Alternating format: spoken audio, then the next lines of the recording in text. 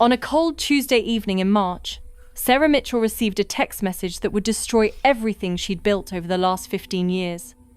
The message was from her best friend, Rebecca. It read, "I told him. I'm sorry, but he deserved to know."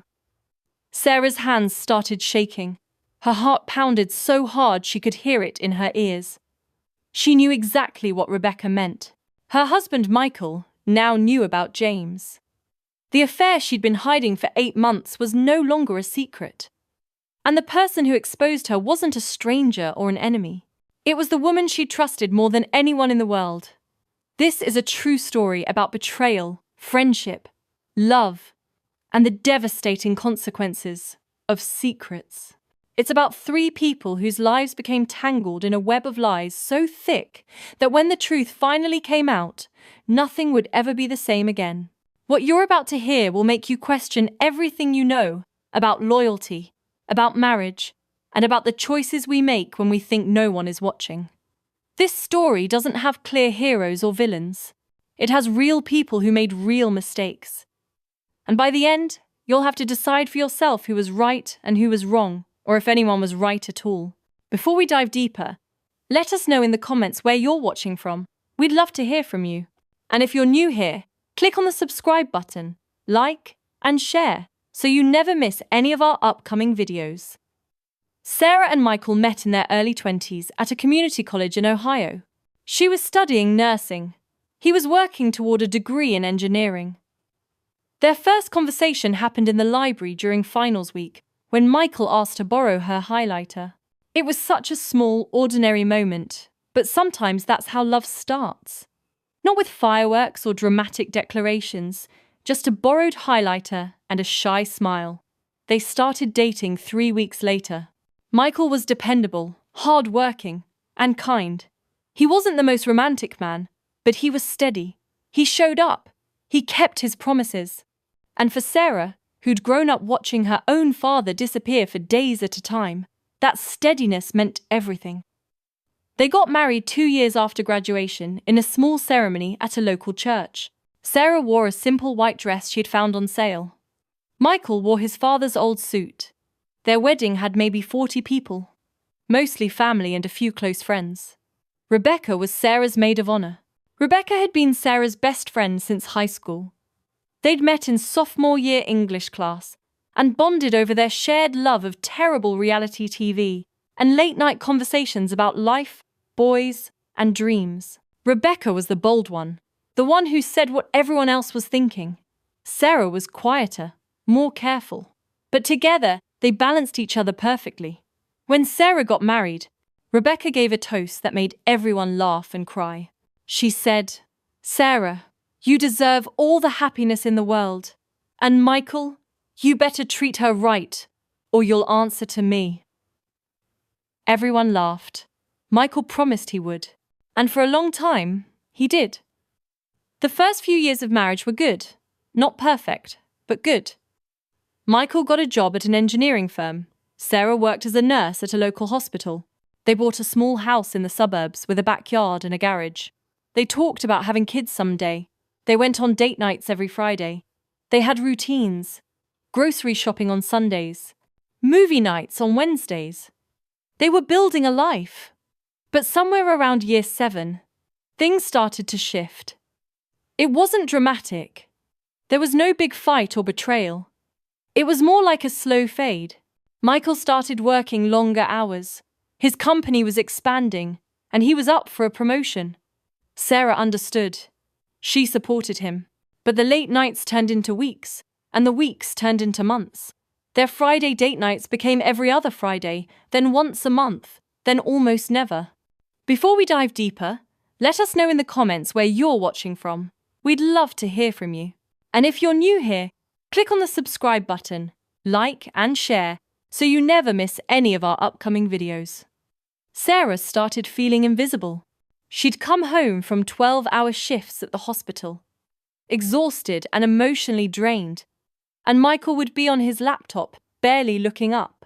She tried to tell him about her day, about the patient who coded, or the family who broke down in the hallway, and he'd nod absently, his eyes still on the screen. "That's tough, babe."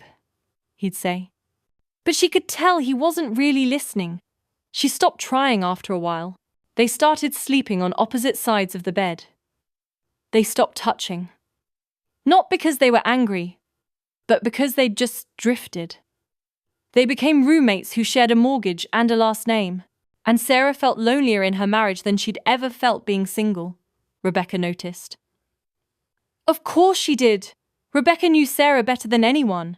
One night, over wine at Rebecca's apartment, Sarah finally broke down. "I don't know what happened," she said, tears streaming down her face. "We used to talk for hours. We used to laugh. Now we barely say 10 words to each other that aren't about bills or whose turn it is to take out the trash." Rebecca hugged her.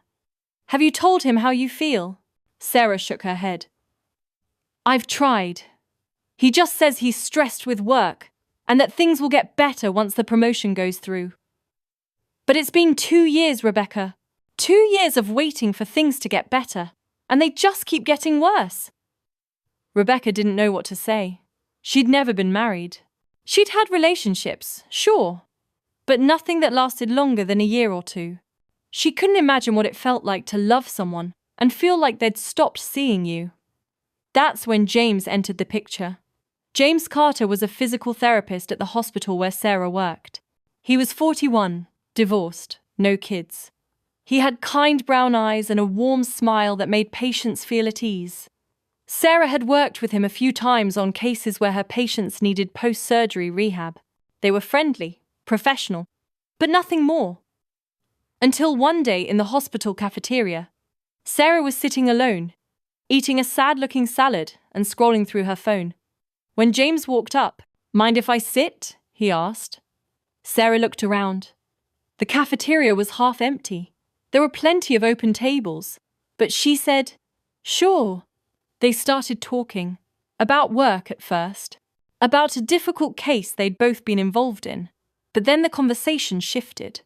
James asked her how she was doing, really doing, and something about the way he asked, like he genuinely wanted to know, made Sarah's walls come down. She told him she was tired, that she felt like she was just going through the motions. She didn't mention Michael, but James seemed to understand anyway. That became a routine.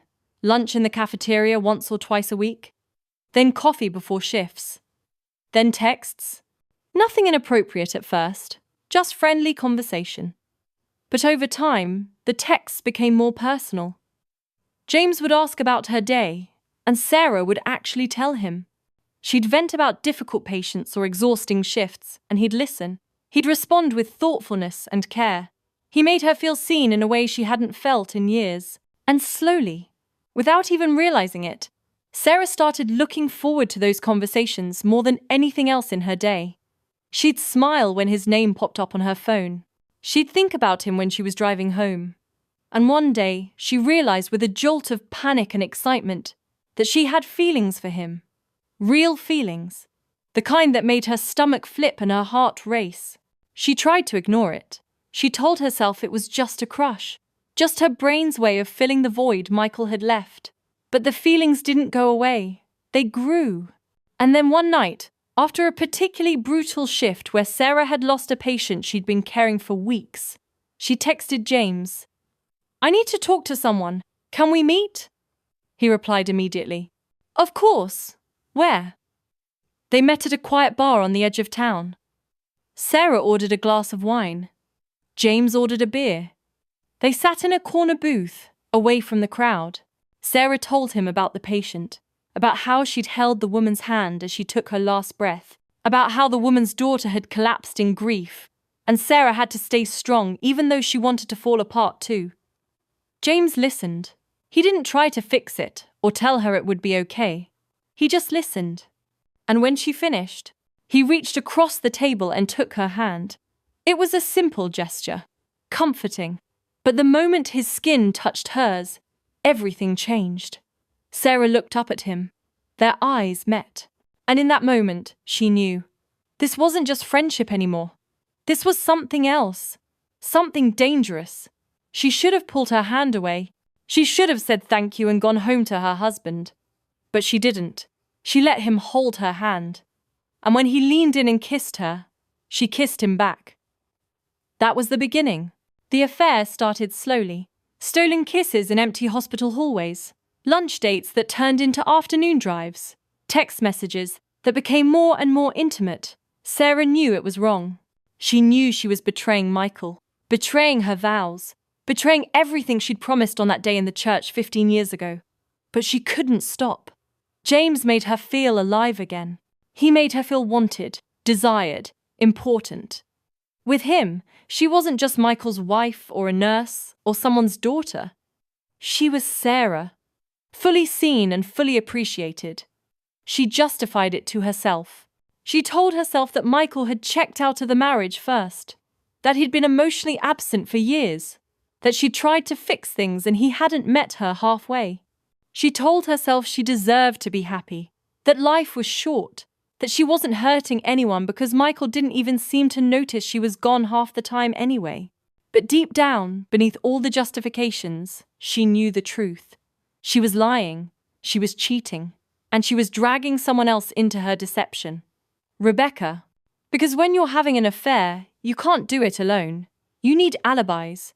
You need someone to cover for you when your husband asks where you've been. And Sarah, in a moment of desperation and misplaced trust, asked Rebecca to be that person. It started with a simple request. Sarah called Rebecca one afternoon and said, "If Michael asks, tell him we went to that new yoga class downtown." Rebecca hesitated. Why would he ask that? Where are you really going? Sarah went quiet. Rebecca's stomach sank. Sarah, are you seeing someone? The silence on the other end of the line was answer enough. Oh my God! Sarah, are you serious right now?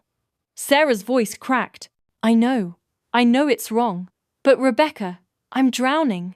Michael and I haven't had a real conversation in months. I feel like I'm disappearing. And James, he sees me.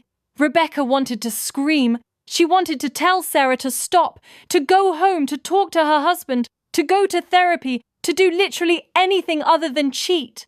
But she also heard the pain in Sarah's voice, the loneliness, the desperation, and she remembered what it felt like to be that lost. So against her better judgment, she said, "Okay, just this once." But it wasn't just once. It became a pattern. Sarah would text Rebecca with an alibi, girls' night out, shopping, book club, and Rebecca would back her up if Michael ever asked. And he did ask. Not often, but occasionally. Hey Rebecca, did you and Sarah have fun at that concert last night? And Rebecca would lie. Yeah, it was great. Each lie felt like swallowing glass. Rebecca hated it. She hated lying to Michael, who'd always been kind to her. She hated being complicit in the destruction of her best friend's marriage. But she also felt trapped. If she refused to help, Sarah might cut her out completely. And if she told Michael the truth, Sarah would never forgive her. So Rebecca kept lying. And with each lie, the weight on her chest grew heavier. Let us know in the comments where you're watching from. We'd love to hear from you. And if you're new here, click on the subscribe button, like and share so you never miss any of our upcoming videos. Months passed. Sarah's affair with James intensified. They started saying, "I love you." They talked about what life might look like if they were together. James had been through a divorce. He knew how messy it could be. But he told Sarah he'd wait for her, that whenever she was ready to leave Michael, he'd be there. Sarah wasn't sure she wanted to leave. Part of her still loved Michael. Or at least, she loved the man he used to be. She kept hoping that one day he'd wake up and see her again, really see her, and they'd find their way back to each other. But that day never came. Michael was oblivious. He didn't notice the new perfume Sarah wore, the way she smiled at her phone, the fact that she was suddenly working late 3 nights a week. He was too buried in his own work, his own stress, his own world. Then everything started to unravel. It happened because of a mistake. A careless, stupid mistake. Sarah and James had gotten comfortable. Too comfortable. They'd started taking risks. Meeting at restaurants closer to home. Holding hands in the hospital parking lot. One afternoon, they were at a coffee shop 2 towns over. sitting by the window, laughing about something, when someone saw them. A colleague of Michael's. A man named Tom who worked in the same building. Tom didn't think much of it at first. Maybe it was innocent. Maybe James was just a friend. But something about the way Sarah looked at James, the way their hands were intertwined across the table, made Tom's instincts kick in. He took a photo, not to be malicious, but to be sure.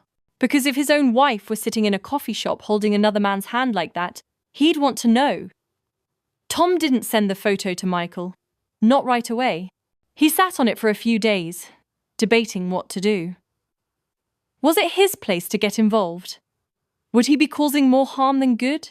But then he ran into Michael in the office break room. And Michael mentioned how stressed Sarah had been lately with work. She's been picking up extra shifts, Michael said. I barely see her anymore. That sealed it for Tom. He pulled Michael aside later that day and said, "Listen, man, I don't know how to say this, but there's something you need to see." He showed Michael the photo.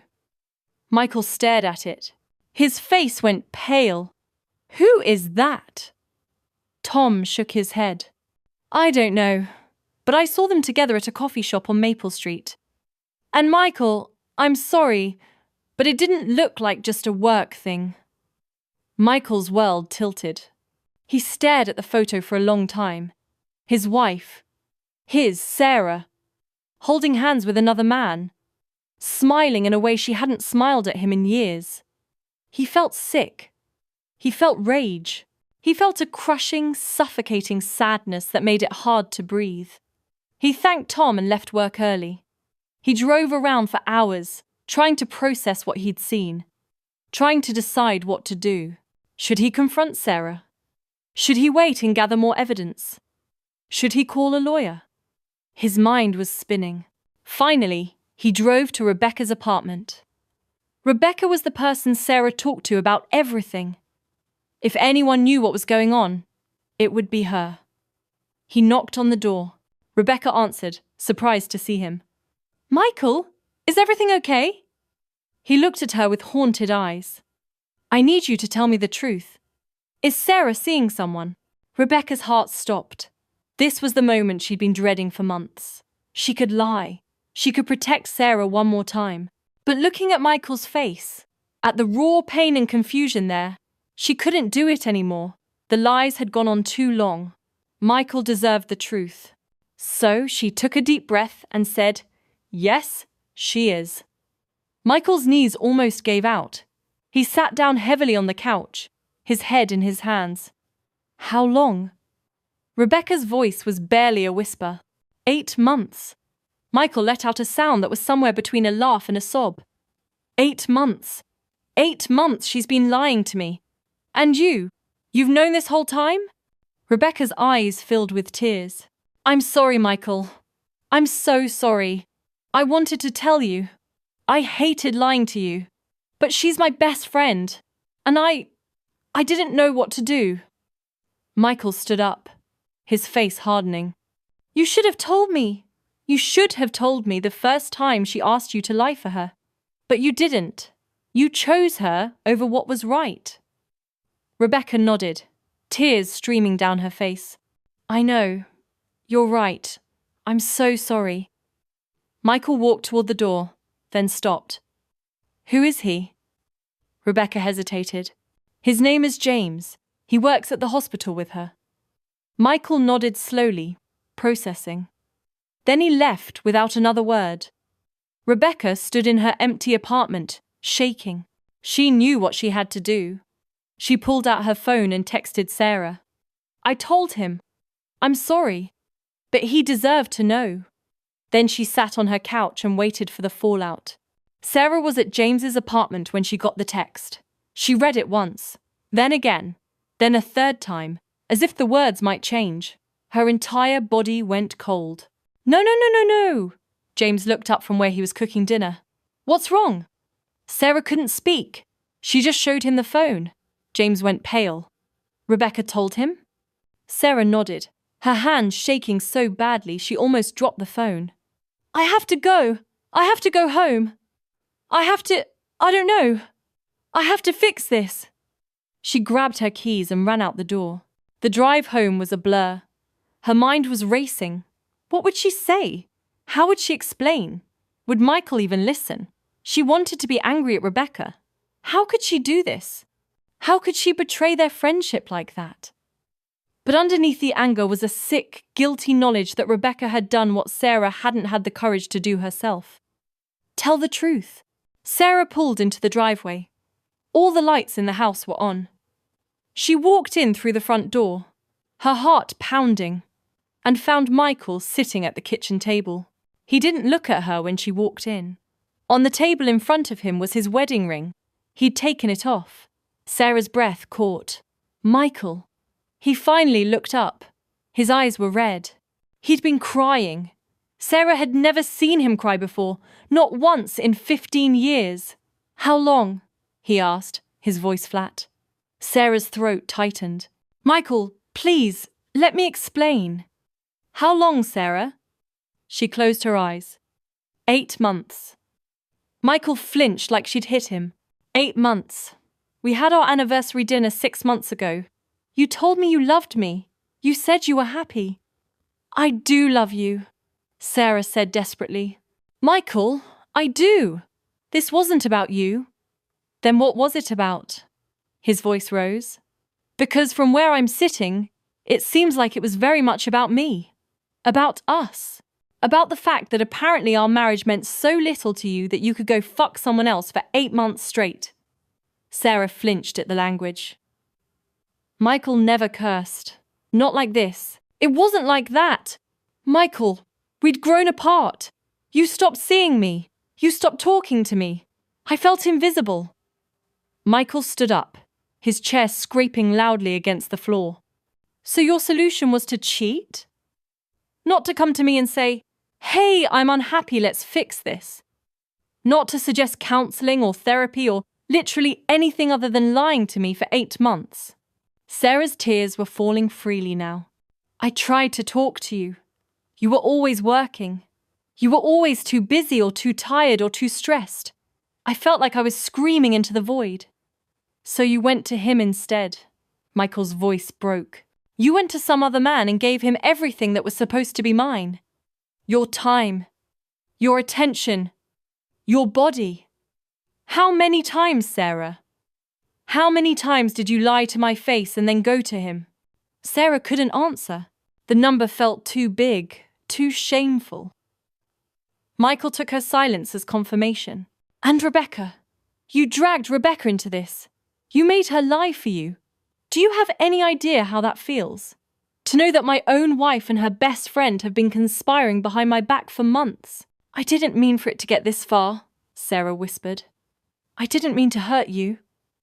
But you did, Michael said, his voice breaking completely now. You did hurt me. You shattered me, Sarah. Everything I thought we had, everything I thought we were, it's all gone now. Because how do I ever trust you again? How do I ever look at you and not see this? Sarah reached for him. Michael, please, we can fix this. We can go to counseling. I'll end it with James.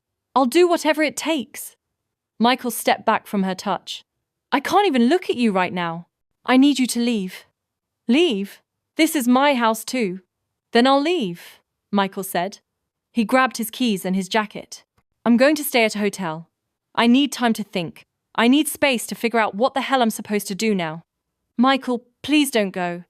But he was already walking out the door. Sarah heard his car start, heard him pull out of the driveway, and then she was alone in the house. She collapsed on the kitchen floor and sobbed. Everything was falling apart. Her marriage, her friendship with Rebecca, the life she'd built. And it was all her fault. She'd made these choices. She'd told the lies. She'd taken the risks. And now she was paying the price. The next few days were a special kind of hell. Michael wouldn't answer her calls or texts. He'd only communicate through short, cold emails about logistics. He wanted her to move out temporarily while they figured things out. Sarah refused. This was her house too. So they existed in this horrible limbo where neither of them would leave, but neither of them could stand to be in the same room. Sarah called Rebecca 20 times. Rebecca didn't answer. Finally, on the third day, Rebecca sent a text. I can't talk to you right now. I'm sorry, but I did what I had to do. Sarah felt a surge of rage. She drove to Rebecca's apartment and pounded on the door. Open the door, Rebecca. I know you're in there. Rebecca opened the door slowly. Her eyes were swollen from crying. Before she could say anything, Sarah pushed past her into the apartment. How could you? How could you do this to me? Rebecca's face hardened. How could I? Sarah, are you serious right now? You're the one who cheated. You're the one who lied. You're the one who put me in an impossible position for 8 months. I trusted you, Sarah shouted. You were my best friend. You were supposed to have my back. I did have your back, Rebecca shot back. For 8 months, I covered for you. I lied to Michael's face over and over again. Do you have any idea what that did to me? The guilt? The shame? I couldn't sleep, Sarah. I couldn't look at myself in the mirror. So you told him to make yourself feel better?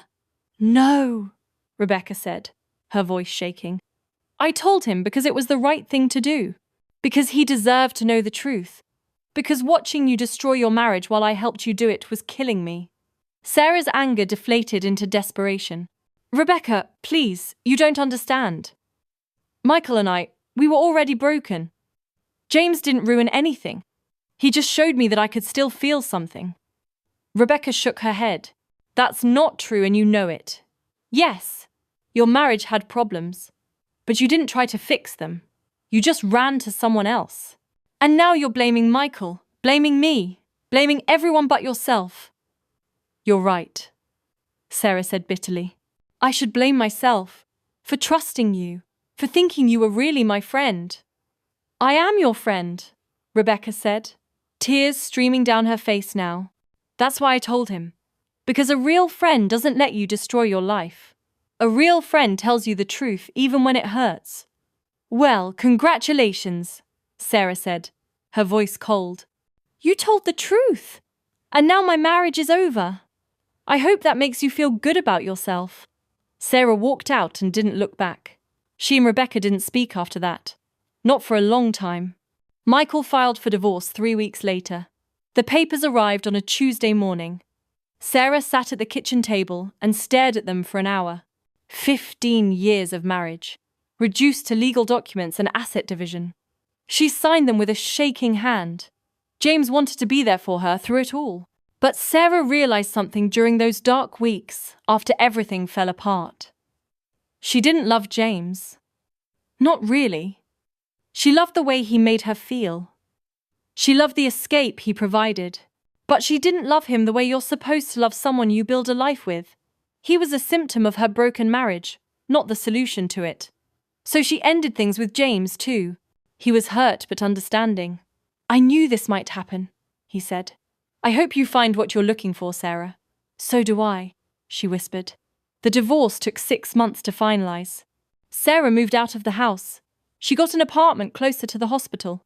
She threw herself into work, picked up extra shifts, stayed busy so she wouldn't have to think about everything she'd lost. Michael moved on faster than she expected. He started dating someone new after about 4 months.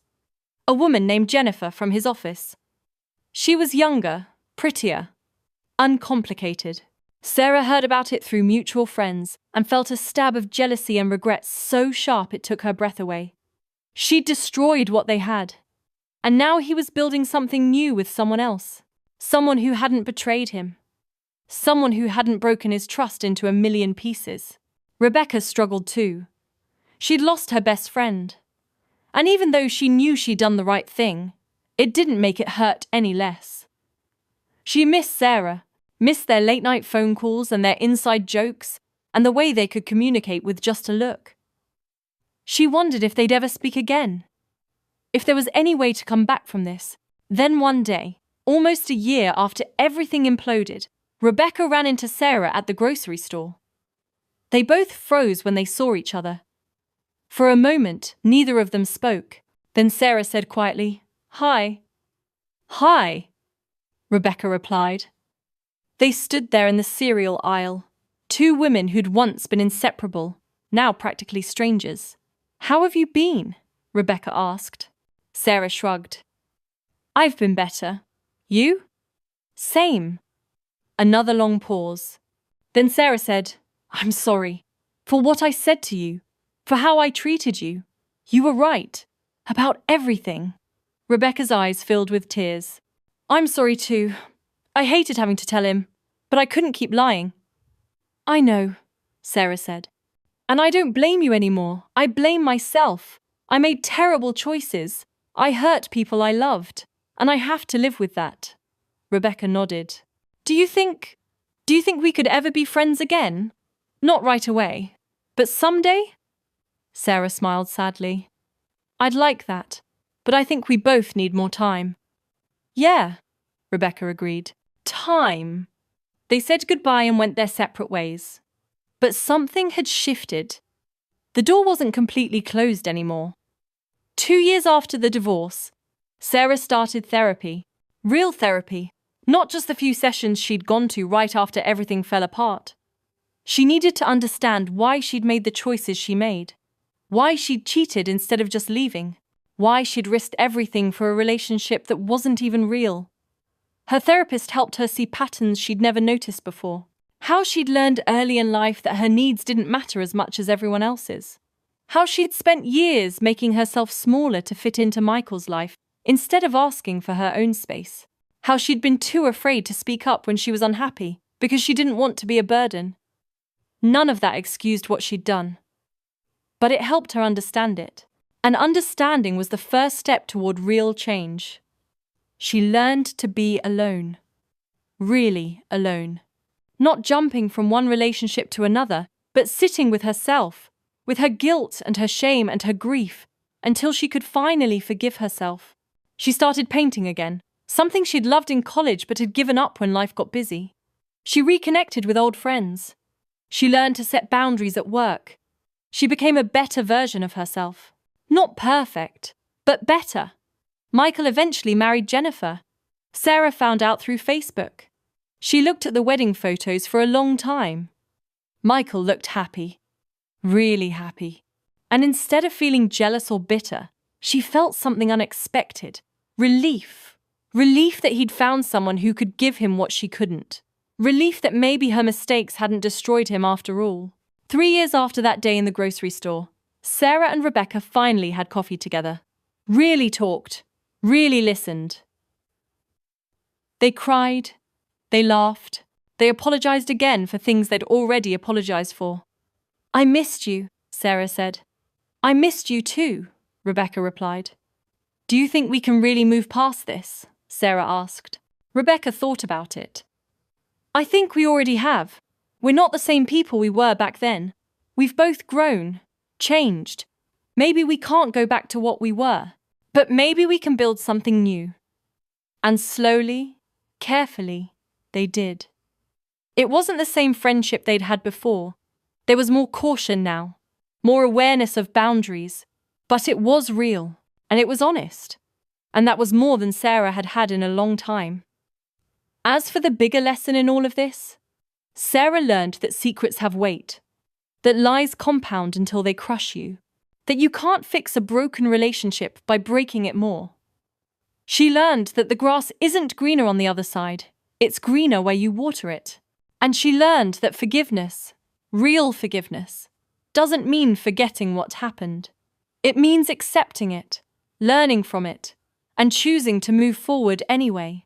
Michael learned that marriage takes two people fighting for it, that he'd been so focused on his career that he'd neglected the person who mattered most.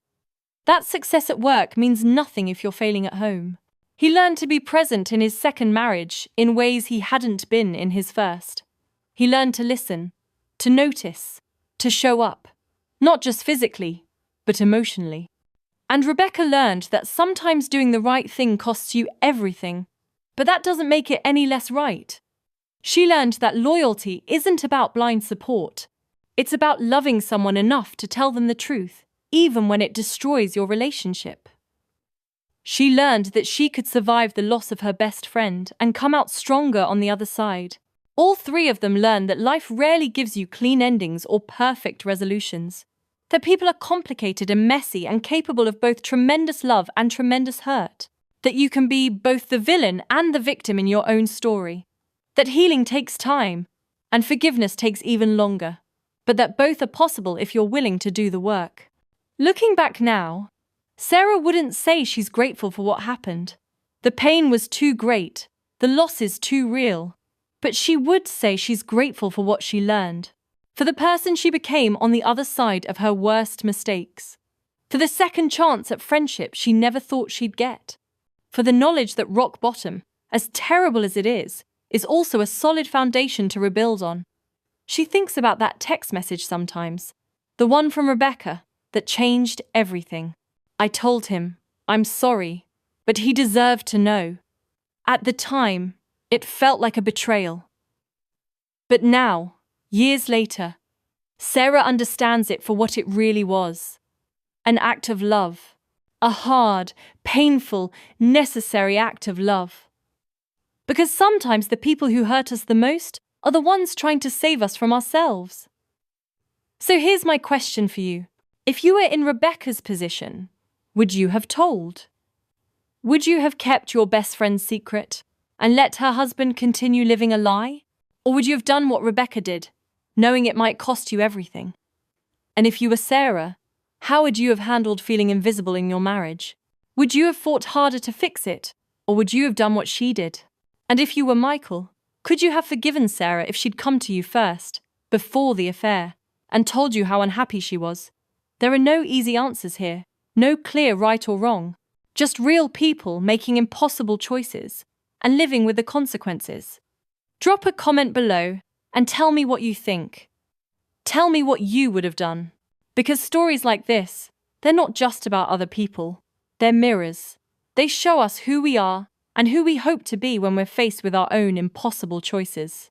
And if this story made you think or feel something, if it resonated with you in any way, share it with someone who needs to hear it. Subscribe to this channel for more true stories that will challenge you, move you, and remind you that we're all just doing our best in a complicated world.